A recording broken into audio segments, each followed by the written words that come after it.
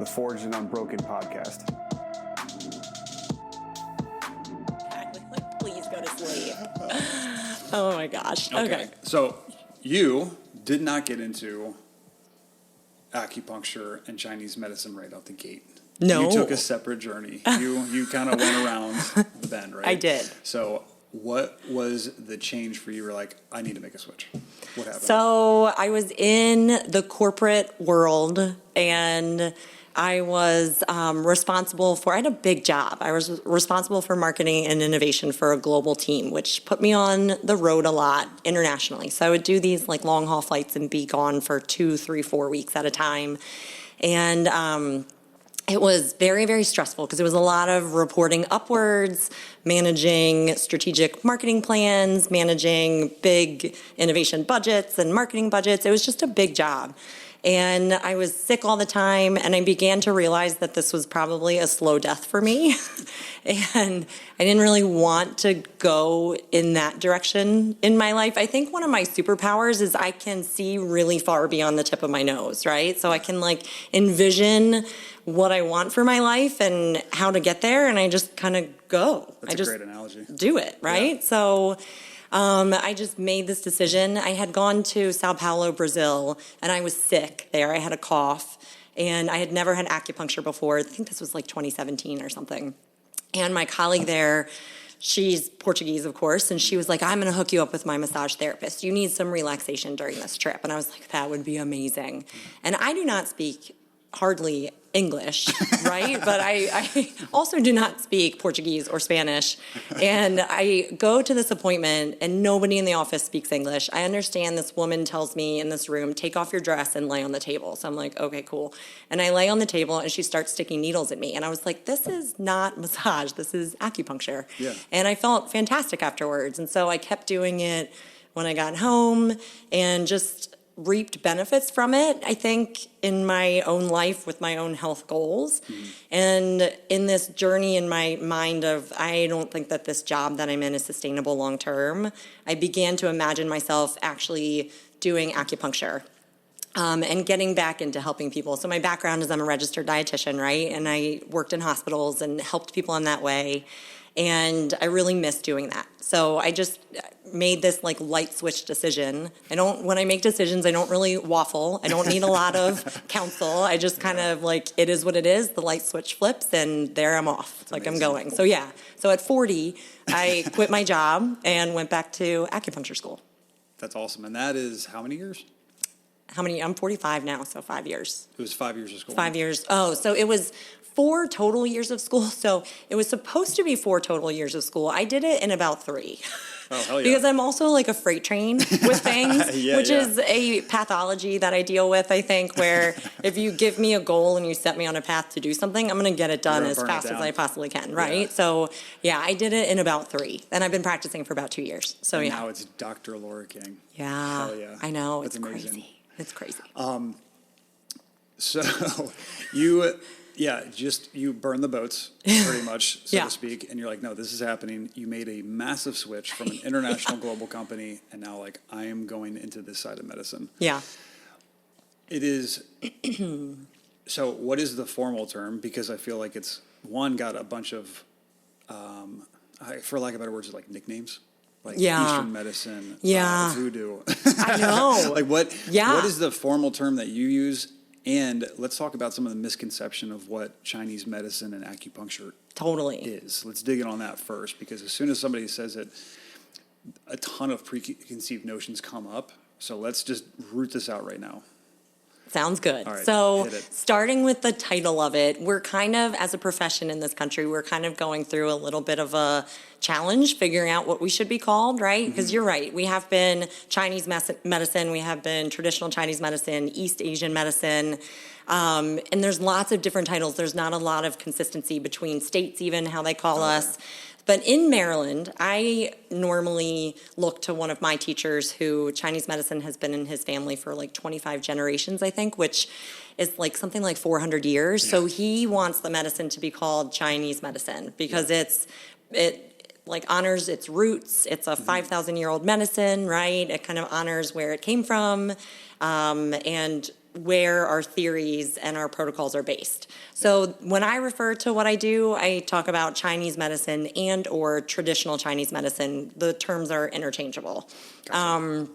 And yeah, some of the misconceptions are what is it? People don't know what it is, right? It's this weird energy medicine, and how does it work? And it's not tangible, right? Then we can't run tests really to see what it's doing in the body. So like, how does it work? It's very like voodoo-y kind of. It's hard for us, I think, as humans. We want something to touch. We want something tangible. We want to see something move on the meter, right? And it's hard when we can't do that. It's very easy to do that with Western medicine, and it's not very easy to do that with Chinese medicine.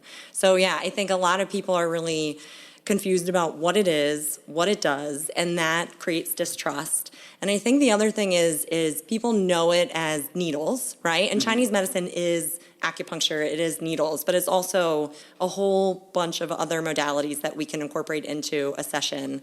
But there is a fear around the needles, and there's a misconception also around the needles. People think that we're going to use this giant needle, like a flu shot or a shot that you might get, right? But our needles are really, really teeny tiny and small. So yeah. So I think those are the two biggest misconceptions, is just this misunderstanding of what it is and what it's doing, which is hard to explain, and that there's a fear around the needles themselves. Sure. I guess with Western medicine, we are maybe quick to get a test done or blood work done, and then it's like the ugly side of what we deal with is like, okay, cool, now here's a pill, or here's the fix, here's how we deal with the symptoms. Yeah. And to be fair, yes, there are some things that they can absolutely control, fix, stop the implosion with, but that's not always the case, right? Right. We're treating symptoms so often, or we're prescribing a pill. Yeah. You can still take those tests and reports and blood markers, and you can make change based off of that with your side of the medicine, which is cool. Right. Some people say alternative. Would you Totally. say alternative? Yeah, definitely. I think so. Western medicine is the main medicine that exists today, right? That's what everybody goes towards and uses. And I 100% believe that we need both, that we need Western medicine and we need alternative medicine. Alternative medicines encompass Chinese medicine, they would encompass Ayurveda, like massage therapy could be considered alternative, chiropractic. So it's anything that is not the traditional, in the sense of like traditional Western medicine, if that makes sense. Yeah, sure. So yeah, it would be more of an alternative therapy, if you will. Yeah. And now actually, which has been pretty cool, in your experience with the timing, you have this overlap now where you have Chinese medicine overlapping with Western medicine, and a lot of doctors are now working together. Yeah. Which is amazing. We definitely could do better, but what I have found, and it's getting better. So what I'll say is, what I have found is that more doctors are open to acupuncture and Chinese medicine as therapies for their patients. So I do have a lot of patients coming to me because their doctors are saying, oh, you have a headache, you don't want to take this medication, go do acupuncture. Or, oh, you have pain or you have arthritis, go do acupuncture, which is huge, right? 20, 30 years ago, people didn't know what acupuncture was or how it would help. So there was a divide, I think, between Western and Eastern medicine or Chinese medicine. And nowadays, that divide, I think, is lessening. However, there still is a lot more work that we could do, because there's certainly some doctors. I have patients who come to me, and they might be coming to me for pain. And they ask their doctor if they should come do Chinese medicine or acupuncture. And their doctors are like, sure, yeah, if you believe in that, right? So there's still already a stigma. Yeah, there still is. And I had one of my patients actually ask me, going back to like what it's doing, to that topic that we were talking about, I had one of my patients ask me, she was like, do you think that you have to believe in this medicine in order for it to do anything? Placebo effect stuff. Yeah. And it's such a good question. I think it's such a complex question. We could probably go down a rabbit hole with just that question alone. So I think yes and no. I think yes to the effect of you have to be open to it and open to the possibility of it helping you. Part of it requires patients to be really in tune with their bodies, right? Because I might be helping somebody with sleep, and unless they're really in tune with how they feel with 6 hours of sleep versus 8 hours of sleep or whatever, they might not notice a difference, right? So it does require some openness, is what I would say. That's a great way to put it. I see that a ton in the gym setting, whether or not it's kinesthetic awareness or it is just generally how they feel based on sleep and eating. People actually aren't really checking in with themselves a ton. Right. So once they start realizing, oh, I'm not actually supposed to feel this way or do it this way, or let's take another left turn, and people that find out that they're now sick or they get diagnosed with some type of terminal cancer and then they make a really quick switch. Yeah. It's kind of like it's changed their mindset, and now they either buy into it in a negative way or a positive way. Mm-hmm. So that's huge. The awareness of what is happening in your body. Most people, I don't think, are truly cued into how they feel. Yeah, 100%. And I think it's a product of our Western lifestyle, right? Mm-hmm. Like, we prioritize being as busy as we possibly can for whatever reason, right? Maybe it's because you have 5 kids who have 15 sports activities throughout the week, or maybe it's just because you're focused on having to make so much money to support your family and your lifestyle, or you have activities you have to go to, friends you have to visit, right? We prioritize in our culture being as busy as we possibly can be, which takes us out of this connection with this body, this host that we inhabit on this earth, right? And as a result, I think we end up being more reactive than proactive when it comes to health. So we wait for something to happen, and then we start going and addressing it. We wait for a heart attack before we figure out how we have to change our diet, right? We wait for the cancer diagnosis before we have to figure out how do we strip ourselves of all these extra things that are going on in our life to actually focus on healing and health. So yeah, and Chinese medicine is one of those things that is more proactive than reactive, I would say. Yeah. So we can do a lot to help prevent things and make people feel better, get in tune with their bodies so that they hopefully don't have to have that horrible diagnosis eventually. So, yeah. I feel like so many people are now cued into that. Like, we are much more reactive. We are treating symptoms so often. So to make that switch to preventative maintenance, you can stave off so many other things and just have a higher quality of life in whatever you do, life, hobbies, work. Yeah. And that's something that we're really missing out on. Yeah, absolutely. But I know for me personally, going through like low back pain, coming to see you and some of the tools that you used, my back had never felt better. And I'm like the mobility guy, and and I can usually root out and fix my own things. The tidal volume, like my sinuses, my lungs were have never been great, and they've been junky. And for the last 2 years seeing you, they have been the clearest and fullest they have ever been. It's crazy. Yeah. So I have personally seen the benefits, trying out other things. But then when you talk about fire service with, I say the big 3, like cardiac disease, sleep, cancer, this is a very wide cast net, right? But you work with all of Gen Pop, but also fire service, just because of your connection. What is it? Let's start digging into some of the things that you know that you have helped people benefit from, whether it's a fix, whether it's building up awareness and immunities. I know it's a wide net. Yeah.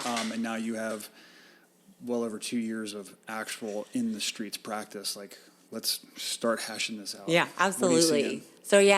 So specifically to firefighters, I will say, and I'm going to speak in Chinese medicine terms, and I'll also kind of translate that to what we understand from Western medicine, if that's please. helpful. Cool. So when I see people who come to me who are firefighters in the fire service, I will say the most, and this isn't, of course, across everybody, right? I might see something different for somebody else, but usually what I see is something called qi stagnation, qi deficiency, and kidney deficiency.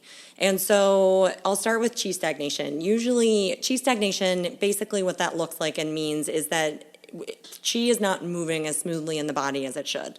When you think of the analogy of what that might look like, it might look like a stream or a river, and there's a beaver that dammed it up, there's trees across it, there's rocks across it, maybe there's actually a dam across it. The water's not moving as smoothly as it should.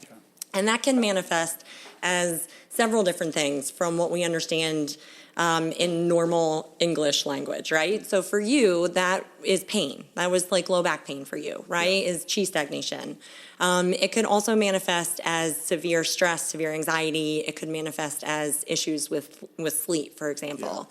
When we start getting into diagnoses like heart disease and cancer and things like that, that normally starts as chi stagnation, and that normally moves to something that we call blood stagnation.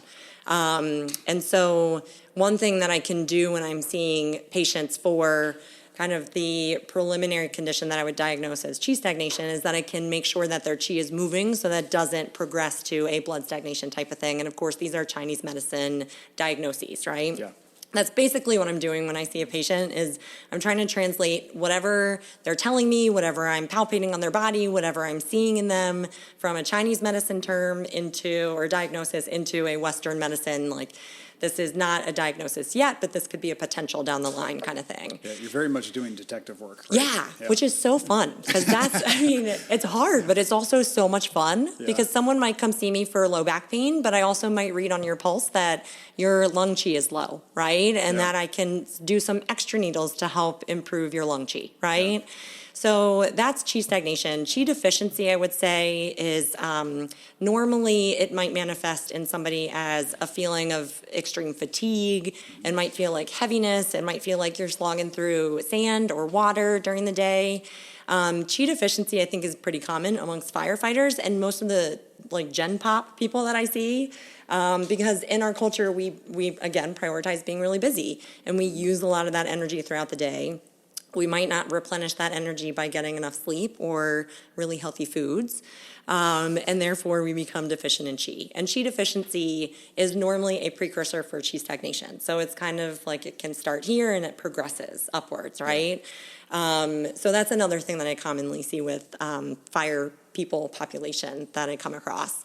And then the other one that is pretty common is some sort of kidney deficiency, whether it's kidney yin deficiency, kidney yang deficiency. And in a Chinese medicine world, there's this theory that we get the life energy that we have from our mom and our dad. And that fills up our bank of energy. And the theory goes that once we spend that energy, then life is done, right? And so we should, from Chinese medicine theory, we should be able to live to 100 years old. In our lives, we usually we're tapping into that bank of energy more than we should, right? Because you might be on a 24-hour shift and you might be up all night. Or you might have a lot of stress, or you might be experiencing that hypervigilance that you guys have to deal with all the time of waiting for the next shoe to drop, not sure if the next call is going to be the worst call of your life, right? Mm-hmm. So all of that, and of course, again, not sleeping, not eating healthy, not working out in a nice balanced way can also deplete that energy. So what I will see is really, really low kidney pulses. And normally people I've not seen this at its worst, but you can almost be like a shell of yourself, really. I've felt that. Yeah. I've absolutely felt that. Which is a really, really low depleted kidney energy. Mm-hmm. And that's quite serious, I would say, when I see that. And I do see that across most of the firefighters that I have come across, which it makes sense just because of the job and what the job is asking of you, right? It's asking more of your bodies than a normal 9-to-5 job that somebody's sitting at a desk all day, right? Yeah, and so it's causing you to tap into that bank of energy, and it's really critical for you to be able to replenish that. Mm-hmm. So it's almost like replenishing that so you don't have to enter into a pathogenic chi stagnation state that's getting you into blood stagnation and potential for more serious Western medicine diagnoses in the future, if that makes sense. Absolutely. We've talked about this where, excuse me, it's that also the brain-body connection. Totally. Where, and I don't mean to bottleneck it too much, correct me if I'm wrong, but we are really great on stacking the suffering and grinding to a point that's depleting too much. And then our recovery on the back end is also super poor. Yeah. And then what's happening with either mental and or physical stress is now manifesting itself into lowered immunity, and we're getting sick, or like you said, a shell of ourselves. And that leads down a road of all kinds of things. Like the doors are opened up to all kinds of things. Totally. Right? Yeah.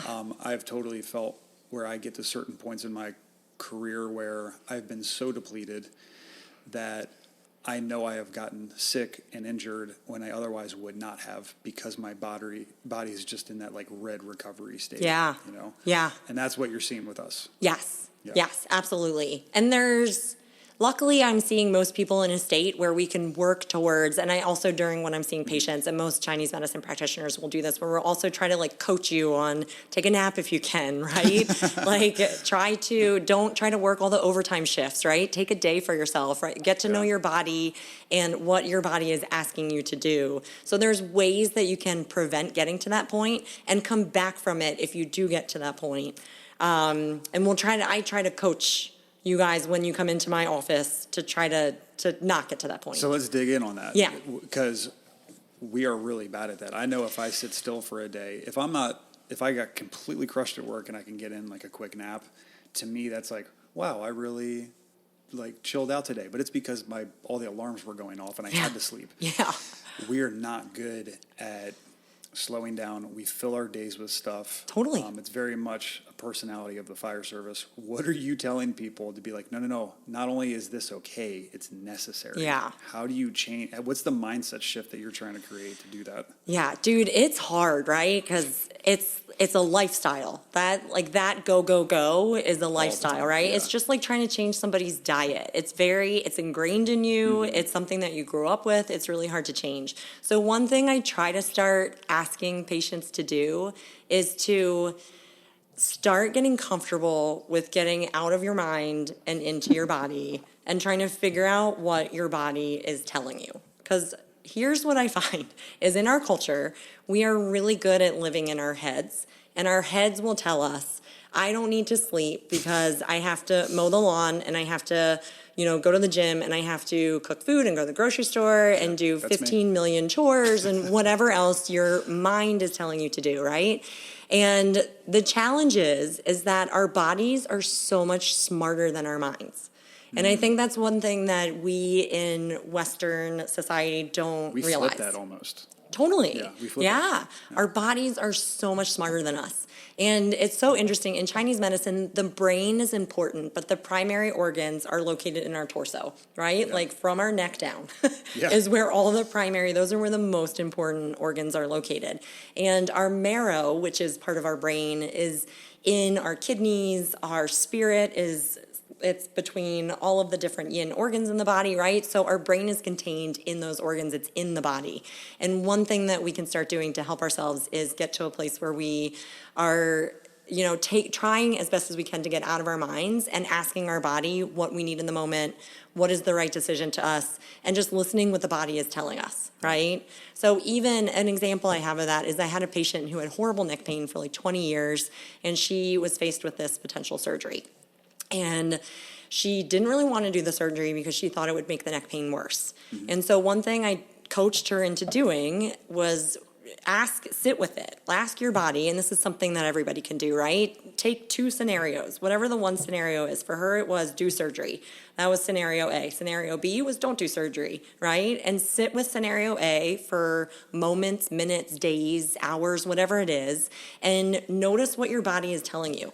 Do you sleep better when you're with scenario A? Do you have better digestion? Do you feel more at ease? Do you have less anxiety? Do you have better stress, right? Mm-hmm. With scenario B, do you sleep worse? Do you have more anxiety? Do you have more stress? Whatever the symptoms might be. Do you crave foods that aren't as good for you, right? So these little cues, our bodies are telling us these things all the time, and most of the time we're ignoring them, and most of the time we shouldn't because they're right and we need to listen to them, and then we need to do whatever it's telling us to do.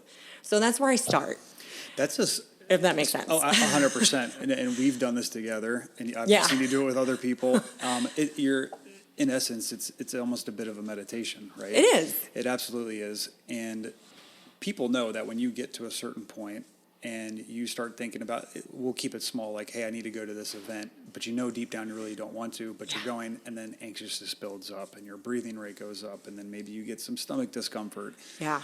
This is exactly what you're talking about. Totally. Your body knows that, no, you're creating some anxiousness there because your body and mind really don't want this thing. Right. And that's what you're asking people to do is cue into that, lean into that. Yeah.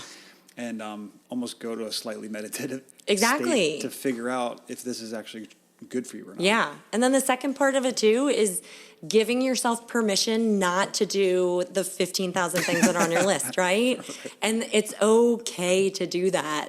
And it's the hardest thing to do because totally. for whatever reason, I'm sure some amazing, smart psychologist has figured this out, right? But for whatever reason, we stack ourselves so full and we don't listen to ourselves, we don't listen to our body, and lack of sleep results, stress, anxiety, and we open the door to everything you mentioned earlier, right? Potential for sickness and illness and everything else that could come along with it.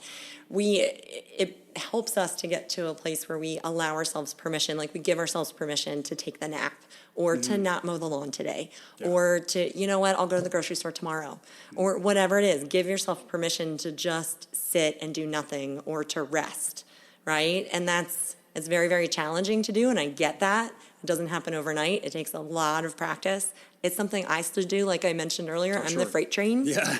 I have to do this with myself all the time Yeah. because I'm constantly like, oh no, I can do all these things. And it's a constant struggle to just give myself permission just to not do it, right? Yeah. So, yeah. Now, talking to a couple therapists on the podcast and elsewhere, it absolutely is, like you said, hypervigilance is a major component of that. It is ignoring some of the traumas and alarms that we experience. And it's also that hypervigilance of our worth is wrapped up in production oftentimes. Yeah. So when we are not producing, if we're not being of service and helping, you take that to the deleterious end where we just stack ourselves with all these what we think are required responsibilities. Yeah. And oftentimes they're not. Right? Exactly. And that's where the depletion comes in. Yeah. And it's a very real thing in the fire service. Yeah. Yeah. And I think a lot of that is from sips of trauma and, like you said, hypervigilance. Yeah. Is what I think the therapist world digs in on. Yeah, So, absolutely. It makes sense. And I've seen that too with patients that I've seen of just like your worth is tied up into, did I do that call right? Did I work out as well as I should? Or did I eat as well as right? It's like our worth for whatever reason is tied up in all of these things, and it can create a lot of disharmony and pathology in the body. Yes. So yeah, it's tough. It really is. Okay. I don't want to switch gears too quick. I was starting to go down nutrition side of things, but I don't want to miss out on the Chinese medicine and acupuncture bit. Is there anything else we need to dig on before we switch to that? I don't know. I don't think so. The one thing I would say is I do see a lot of you guys with pain, which we talked a little bit about pain. Yeah. So acupuncture there's a part of it that's very esoteric, right? Where I think that's the part that's the voodoo-y, what is it doing? How's it working? I have patients who get off the table and they're like, holy crap, I feel weird. And one of my patients coined a tone, I'm acu-stoned. Right? And he's like, why? And it's very difficult to explain. I mean, it's the parasympathetic nervous system being stimulated.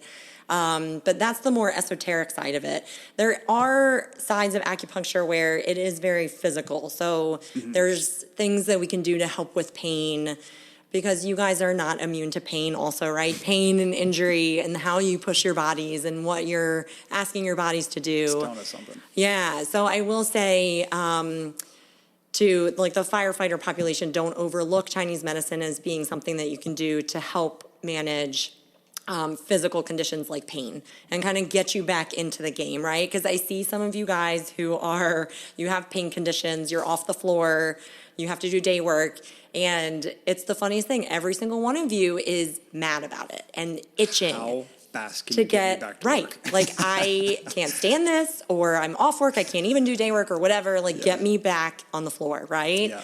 And so acupuncture, Chinese medicine is one of those modalities that can help to do that.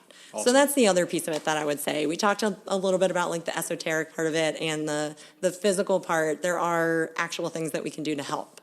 So, For sure. And you've done that with me. It's something as small as, like cupping, for example, Yeah. like soft tissue work. Like there are so many other things that we're leaning in on. And I guess before we switch gears, what are some of those things? Because it's not just acupuncture and needles. Like there are like the herbs and the tinctures, and Yep. like you said, cupping. Yeah, You're cupping doing, is one. The not fire j- cupping and yeah. gua sha, which gua sha, physical therapists have done a really good job of marketing that as Graston technique. So a lot of people know that as Graston technique. Oh, yeah. But it's scraping. People Yep. know it as scraping. We call it gua sha. So that's something else we can do. And moxibustion is another thing. So moxa is very weird. It's this like weird little spongy herb. It's mugwort that is dried, and we can burn it on certain acupuncture points, but or on top of a needle. It's very nourishing and warming. It helps to move chi. So that It smells stagnation great, we too. talked, I know, I like the smell of it too. So the stagnation we talked about before, like chi deficiency, it can build and move chi. So does cupping, and the needles themselves, gua sha, the Chinese herbs. I have this Chinese herb in my practice. It's called evil bone water. Oh, yeah, I remember hearing this. Yeah. Which is a very literal translation of the Chinese name of it, and it just stuck. But it's a topical application of a whole, I think, like 15 different Chinese herbs that can help with pain management and just kind of moving chi. Yeah. So yeah, all those modalities are things that we talk about under the umbrella of Chinese medicine. Most people know it as needles and acupuncture, and it's a whole bunch of different things too. What I found really interesting is that, like you said, a 5,000-year-old practice, but a lot of people are maybe just finding out about the scraping, for example. Yeah. It's been around for a very long time, but over the last maybe 10 years, 15 years, it gained some popularity, and people see the benefit of it. Yeah. And they think that's maybe a Western medicine technique, but it's not. It's not, right? exactly. Right? I know. These are it's things that have been happening and helping people very for ancient. thousands of years. Yes. Right. Yeah, very, very ancient. Yeah. The other weird one that I didn't mention is bleeding, which sounds very weird. I have people who are like, didn't Abraham Lincoln die, or not, George Washington, didn't George Washington die because of that? No, but so we can do a tiny lancet on some points and just let out like a couple drops of blood, which also helps to move chi and can relieve pain in many, many different situations. So that's something else that we can do. Very weird, but it But works. you're creating outlets, whereas Yeah. otherwise we are great at storing this, like almost pathology. Yeah. We're storing this stuff up, and that's where the injury and Yeah. all those other things come into Yeah, play. exactly. Now, it's not just like this one system approach, right? So let's bring in the nutrition piece, because you're also a registered dietitian. Mm-hmm. You were doing that before getting into the Chinese medicine side of it, and Yeah. now there's like a ton of overlayment, right? Yeah.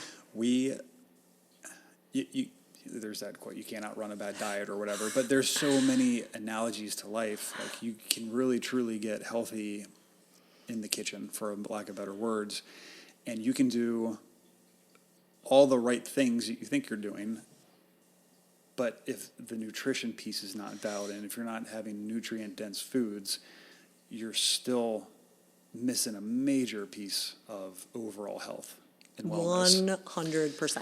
So Yes. the commonalities that you are seeing in the fire service, what are they and why are they incorrect? To put that mildly. So I'm trying to wonder if I should like tread lightly. So I'm not in the firehouses, right? I just know what I hear from. You're just married to one and you hang out with them a lot, right? Exactly, right. And I hear different things of what people are eating.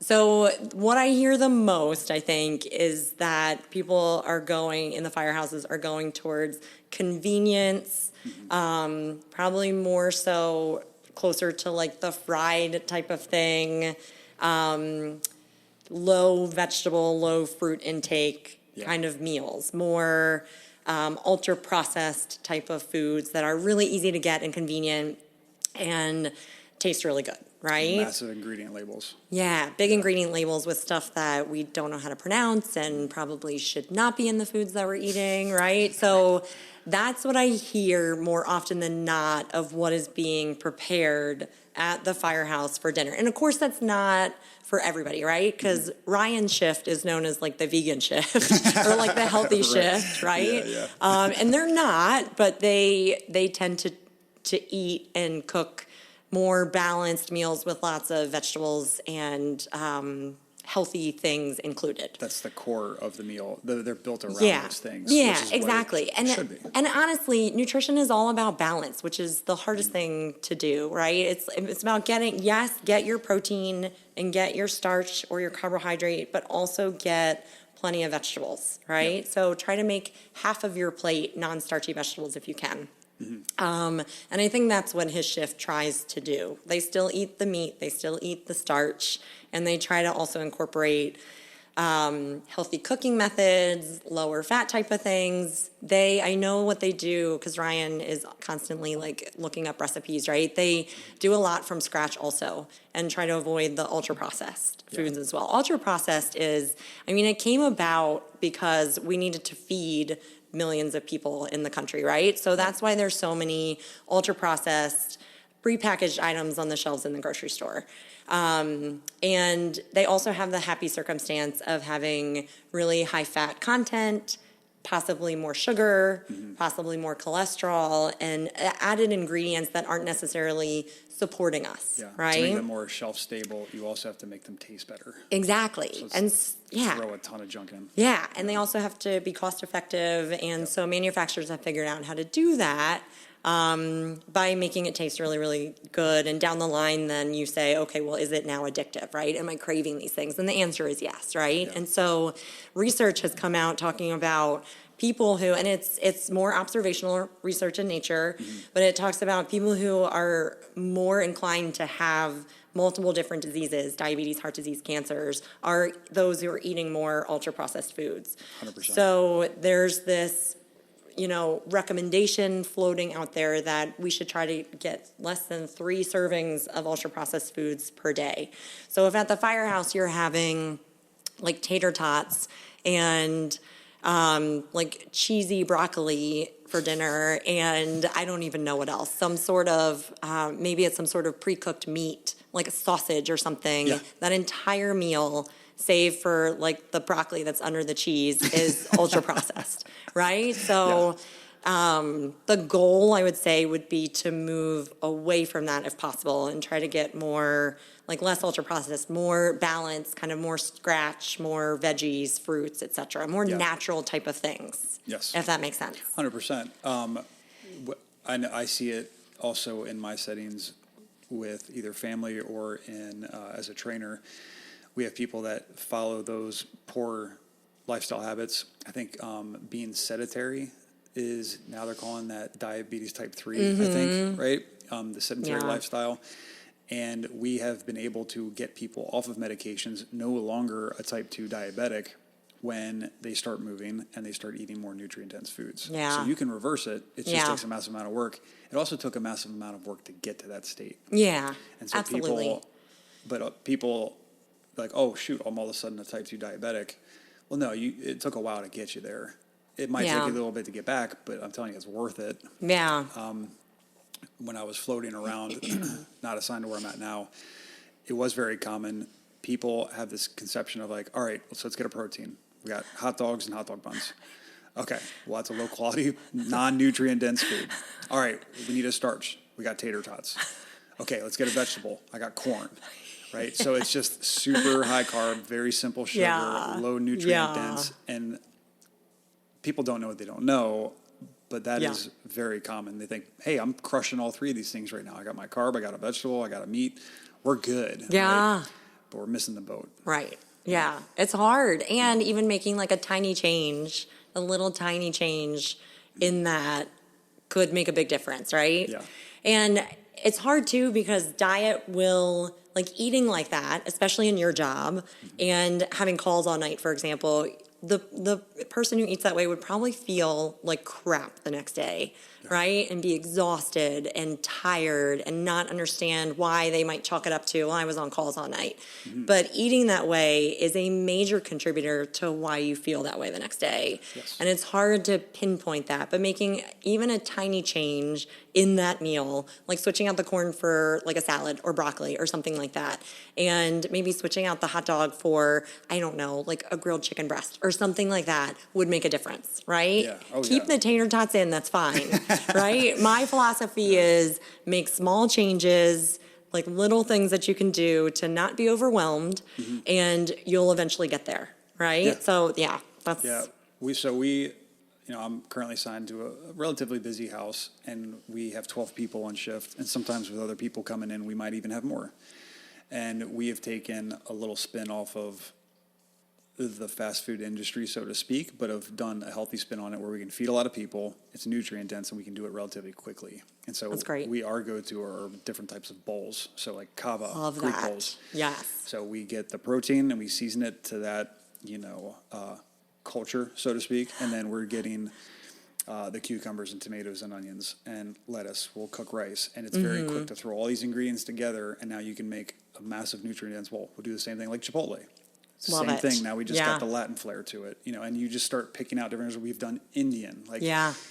It's very quick to make. They're super nutrient dense. You just flip the ingredients slightly. Yeah. And you get everything you need, and you can feed 12 people really quickly in a really healthy way. I love that. Yeah. That's been awesome. our It's such a go-to. good idea. Another one that I tell people to do, and this could probably be done in the firehouse, is just take like a giant cookie sheet and put whatever protein on it. Maybe it's like chicken breast or salmon or whatever.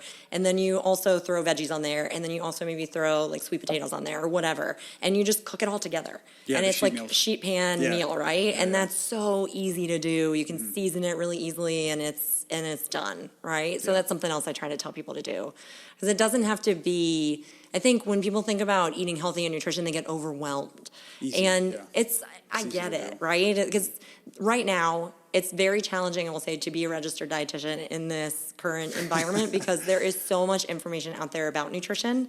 And I feel for consumers and the lay people who are trying to sort through it and figure out what they do. Because a lot of the information is contradictory and it's challenging because a lot of it is very poor, I would say also. Yeah. So it's hard and it's easy to get overwhelmed. And I would say just try to make one small change, right? Maybe it's getting more veggies in. And that's all you can do for that shift. And if that's all you can do, then do that. And then maybe the next shift, maybe change your protein to something that's less fat, less processed, that's going to be a little bit more healthy, right? And then that's what you do. So making little changes as you go can make a big difference. Sure, yeah. I think it's something like 6 to 7 servings of fruits and vegetables a day drops your risk of like cardiac disease and all-cause mortality by some crazy percentage, like 60% or something. It's big. Just by doing I know. Just by doing that. I know. And 6 to 7 might sound like a lot, but if you just have a piece of fruit and maybe a vegetable at every meal, you can very quickly get there. Yeah. It's not a heavy lift when you start to zoom out. Yeah. But you're right, marketing does what marketing does.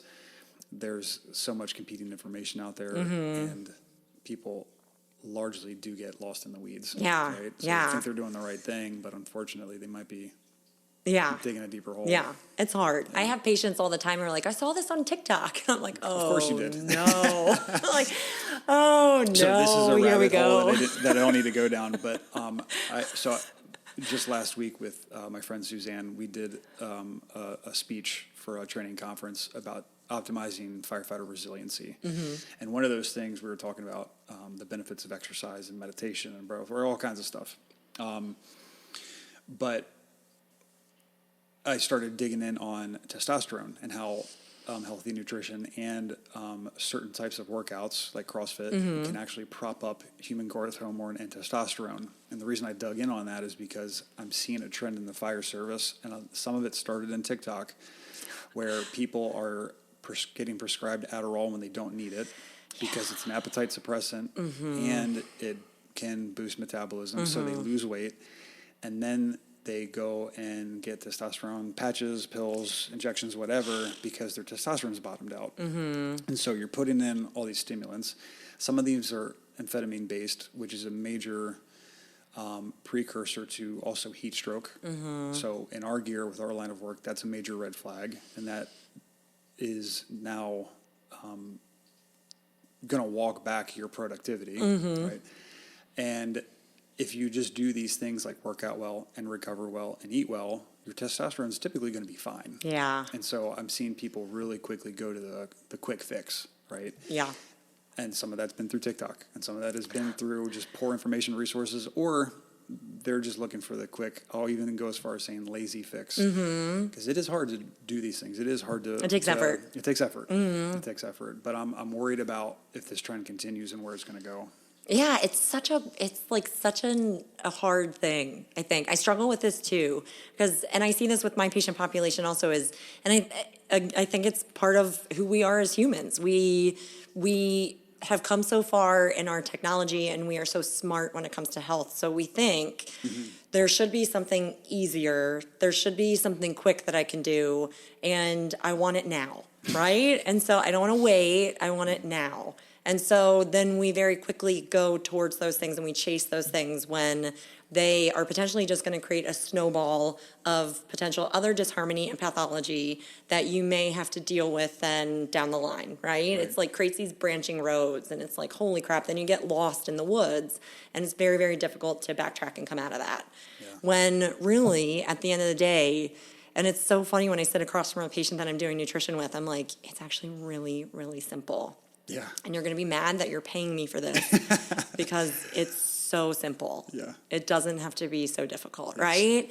And I think peeling back the quick fixes and I want it now, I want it tomorrow, right? Just, we have to have that patience. Again, and it's listening to the body, right? Just like it took you however many days, months, years to get that diagnosis, whatever it might be, that horrible diagnosis, it's going to take you days, months, years to potentially reverse that or overcome it somehow, right? Sure. And it takes putting in the hard work, right? It really does. It's choosing your hard. If you can choose the hard of being sedentary and taking the pills and having joint and mobility and blood issues to the point of you can't do your job anymore. You can't pick up your kids. You can't pick up your grandkids. Yeah.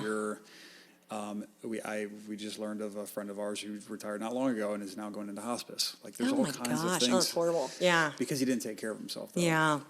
But you can also choose the hard in eating well and remaining active, recovering well. They both require effort. It's just effort in different areas. Exactly. Yeah. And that's what we miss out on. Yeah. I had a patient he was 52 or 53 at the time, and he had a stroke. Which is horrible, right? We should not be having strokes at 52, 53. Right. And normally my approach with my nutrition patients is more, okay, let's take this one step at a time. Let's make small changes. That's kind of my philosophy, right? Because my experience has been if you try to do it all at once, you try to tackle everything, you get overwhelmed very, very quickly and you kind of fall off the wagon. But with him, because he was in his early 50s and he had a stroke and he was basically a ticking time bomb for cardiovascular events and further stroke and not being here anymore, right? I was very firm with him and I said, you have to do this or you will die, right? You have to make these nutritional changes. You have to find balance in your meals. You have to sleep. You have to develop de-stressing techniques that work for you. Yeah. You have to add activity into your life. And I think having that stroke at 52 terrified him. Yeah. And unfortunately, he was I'm going to be more reactive than proactive, right? Which is what we are. We think everything's fine until the cliff falls, right? Until the edge of that cliff, right? And he put in that hard work. And it took him months. It probably took him 6 months. But he was able to get off of his medications because he followed dietary recommendations that I gave him about balancing out your meals, not getting too much of one nutrient, adding in fruits and vegetables, exercising, de-stressing, getting sleep. It has to be lifestyle. It has to be nutrition, lifestyle, exercise, all of it. It's everything, Yeah, and he is now healthy, does not have cardiovascular risk, does not have stroke risk, and he did it. So it can be done. Absolutely. It just to your point, it's like choose your hard. It takes hard work. Yes. Yeah. It's like I see it in the gym all the time. Yeah. It's going to take months, but you get off of all these medications, and now you're not a liability to yourself or to the team if you're at work or you're a firefighter. And you feel better. Of life, right? Yeah, you feel better. Yeah. I know. I think sometimes we don't realize, I just feel like shit, right? And it's you don't have to do that. There doesn't have to be compromise. You don't have to feel like shit all the time. Yeah. You can feel better, and it just takes a little bit of work to get there. Yes. So, yeah. You can do it. Yeah, and people don't realize how bad they feel sometimes until they start doing those hard things. I know. Like, and they look back like, wow, that entire time I thought that's just how people felt. Yeah, Like, yeah. No, that's not good. Yeah, no, that's not good. Good segue is you are a mountain bike extraordinaire. You are a CrossFitter. You love getting outside, and Yes. we've gone on some crazy hikes, right? We've done some cool. I think that was you who forced us on that hike. It's the donut. Yeah. Right, that may have been part of my idea. I wasn't expected to be as bad as it was. It was great. Nobody got airlifted off the top of I the know. mountain, Amazingly, we survived. I don't know how. But looking back on that with extreme fondness now, I think we are in the same camp of you do hard things. You get outside. If you can do it with other people, even more of a win, right? As long as it is framed in such a way that it's not depleting you, right? So, if you could, I just kind of throw up some of your activities, like why are you doing these things? How have they benefited you? And also, how do you keep them in check from not having it be the thing that depletes the cup and fills it? Right. It's such a good question. So why do I do these activities? Well, I love them. Number one, I've learned to love them, I would say. And I think the biggest thing with exercising and working out is finding something that you like to do, right? So I'll ask my patients, I have patients who are like, I hate yoga. I'm like, then don't do yoga, right? Like, then don't do it. Find something that you enjoy doing. Yeah. So that's one thing that I did. I found something that I love to do. I love mountain biking. Yeah. It's a little bit of a problem, I think. But it's okay. And I love, part of the reason that I love it is because it gets me out in the woods and it gets me out in nature. So being out in fresh air and in nature, it fills me up, I would say. Mm-hmm. I've been able to cultivate this feeling of being in nature, of just being able to feel the harmony that exists in the woods and the power that exists in everything around me, right? Yeah. And that fills my cup. So for me, I have to do that in order to not be a gremlin at home and at work and with Ryan. And Ryan thanks you. Right, yeah. So that's one of the reasons why I love mountain biking and I love like getting out in nature. And I think one of the reasons why I started doing this was just because of experience being in the hospital setting 20-some years ago as a youngling, fresh-faced dietitian, right? And seeing patients in a hospital who were morbidly overweight and who just had their third heart attack, right? And no knowledge or motivation on how to not have a fourth heart attack, right? Or to not like follow that road to get healthy. I look at that and I'm like, okay, I do not ever want to get there, right? Yeah. And seeing my own journey with my own family of them, issues that they've had, and like now that they're in their 70s, breaking bones and different things like that, I'm like, I want to set myself up for being able to still be able to mountain bike when I'm their age, when I'm in my 70s, right? Yeah. It's that like Chinese theory, we have the potential to live from 0 to 100 if we can, and be active in those years. And be active. And I see so many people who are in those later years of life and they're just suffering and it's miserable. Mm-hmm. And life doesn't have to be that way, right? We have a choice. We can either go to the grave suffering and miserable, or we can go to the grave like hooting and hollering and saying, what a freaking awesome ride, right? Yeah. So that is where my philosophy about working out comes from, really, is just I want to stay active so that I can continue to do these things late into life and still enjoy them and not worry about falling and breaking a bone or like having some horrible diagnosis. And that might come regardless, right? Because we can do all those things and we might still get a really challenging diagnosis. And I want to set myself up to be able to approach that with grace and ease and be better at overcoming it than I wouldn't otherwise. The resiliency in life. Yeah. And CrossFit, I love it just because it teaches me how to move and without issue, right? Yeah. Like how to move and deadlift and like it's do it real. Intelligently. Yeah, it's real life movements that I do every day that it teaches me how to do it without getting injured.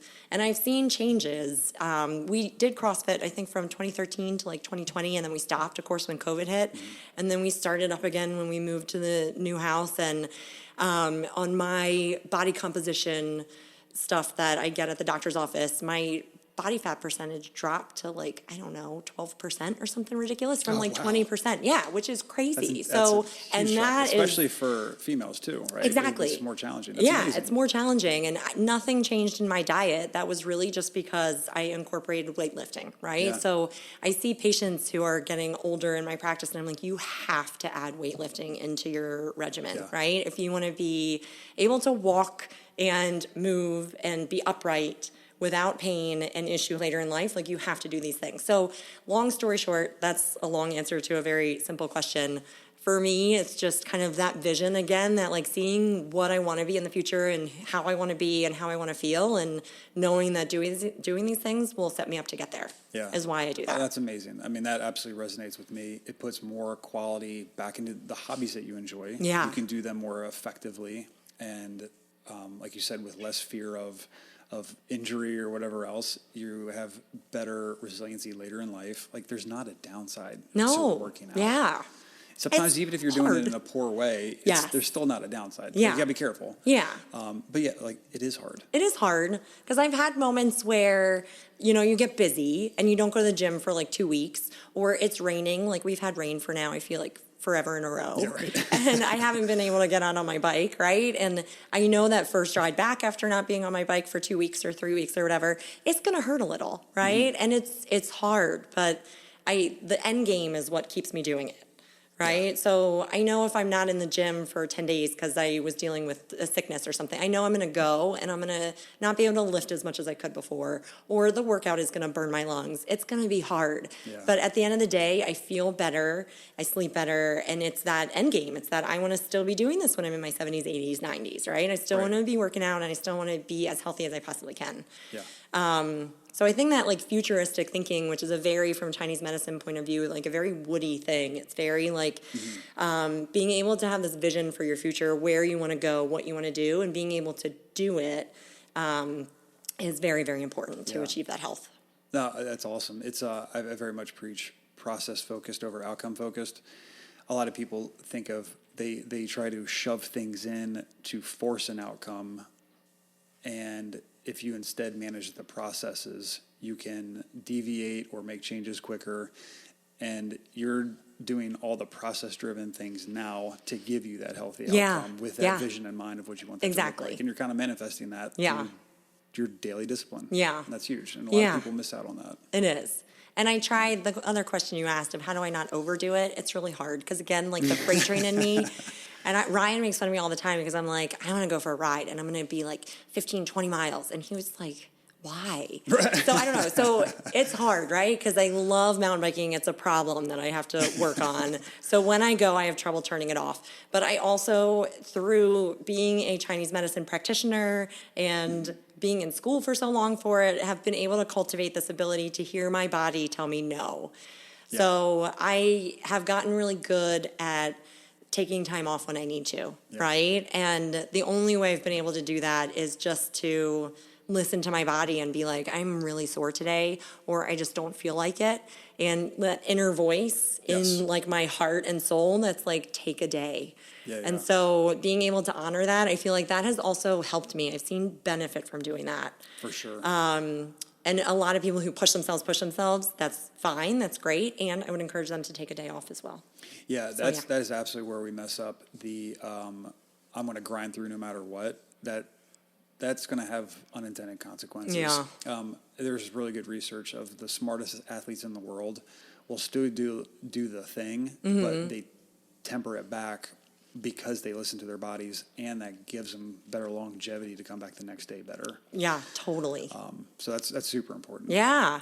I think I've been doing that more this round of like between whenever we started again, 2022, 2023, doing CrossFit again, and the last round of when we did CrossFit before COVID. I've seen more growth in terms of the amount of weight I can lift, my recovery, like how I can do workouts. And I think part of it is because I allow myself days off. So yeah, absolutely. it's huge. That's when the growth truly is coming. Yeah. Like, is the repair process. Yeah, on the back end exactly. Of the work. Yeah. You did, yeah. If people wanted to, circling back to acupuncture and Chinese medicine, if they want to explore this, what things, one, I guess, should they be looking for? Or another way to ask, what are things that might be a red flag, like, maybe I shouldn't explore this person? Like, if I'm going to go try to find a doctor of Chinese medicine, I don't know if, like, are you just jumping on Yelp? Like, what things are we looking for here to figure out who, I need to go to this person over this person? It's a good question. So it's so hard, right? Because there's so many of us out there. Yeah. I would say look for somebody who you could look for somebody who's a doctor of Chinese medicine. In the state of Maryland, we do not have to be a doctor of Chinese medicine. We can just have our master's and practice. Okay. And there are tons of amazing practitioners out there who have not gone to get their doctorate, and they are awesome, right? Okay. So I would go on websites, I would look for reviews, I would look for what is the practitioner's specialty, what are you looking for, what do they offer, different things like that, because it's really hard to determine who's a good practitioner versus a bad practitioner, what they're doing. Yeah. You can reach out to different practitioners and ask them how they practice too, right? So in Maryland, in our school that I went to here, which is now closed, unfortunately, they taught a lot of what's called 5-element acupuncture, which is more spiritual, it's more esoteric kind of acupuncture. I am more interested in practicing the traditional Chinese medicine, which is like physical, mental, spiritual. Cool. So if you want more like physical as well, then you might want to look for somebody who practices more traditional Chinese medicine than 5-element, for example. Okay, that's a good distinction. Yeah. If that's what I would say. And for nutrition, is that part of your question too? Let's bring it in. Let's go for it. So I would look for someone who is a registered dietitian, not just a nutritionist, which you've probably talked about before, I think. A little bit, because I always I have to stop and think to make sure I say the right one. Right? Yeah. But the RD is the one we're looking for. Yeah. That has the trainings, the certifications, the background that's much more robust and formal than just a nutritionist. So every registered dietitian is a nutritionist. Not every nutritionist is a registered dietitian. Yes. So RDs, we have to go through a lot of schooling. Nutritionists, you can go online and get a certificate in nutrition. Even from a legal standpoint, the RD is where it matters. Yeah. So that would be what I would say is what you should look for. Awesome. So yeah, thank you. And if people wanted to reach out to you, I know you have a social media presence in your own practice. Yeah. If you could, put it out there, because you put out great stuff and you've helped so many of us. Thank you. Yeah. So the name of my practice is Cascade Wellness. So it's Cascade like the waterfall, and then wellness, and then M&D for Maryland behind it. So CascadeWellnessMD.com. And you can certainly come check me out. I have information on my website about nutrition and Chinese medicine, and I'm happy for people to reach out to me and email me if you're not in my local area, if you want recommendations for practitioners, because I have a huge network of people I can reach out to, not only of practitioners in Maryland, but of practitioners across the country. Awesome. If you're located somewhere and you're like, do you know who is practicing in my area? I'm happy to help you find somebody. Awesome. So shoot me an email or a text or whatever. I'm happy to help you. And then I also just added something to my website. I was doing this thing called the Skin Nutrition Library, and I switched gears with that. And so basically I changed it to, now it's called the Lunch Lady Files. And it's basically the similar information that was on there, but it's just free on my website of nutrition information, because I really wanted to create a space of trusted, reliable information about different nutritional topics where people can go and just learn more or just expand, get a certain perspective. If they're getting like 5 different perspectives, it might offer you a different one, right? Oh, cool. So that's on there too, that people can check out. Yeah, so, I know you got a ton of resources out there. It's been amazing to watch this journey. It's fun. And the growth. Yeah, I like it. Awesome. It's good. Yeah. Well, I can't thank you enough. You have certainly helped my family, and thank you. So many of the people that we work with, and that we're always knocking down your door to get in. I love working with firefighters. You guys are awesome. Yeah. So well, it's you've great. done a lot of good for us. So thank you for this. Well, thank you. Thanks for having me. Yeah. Anything else we missed before we cut out? I don't think so. No. Cool. Yeah. Have a good day. Hey, you too. Thanks, lady.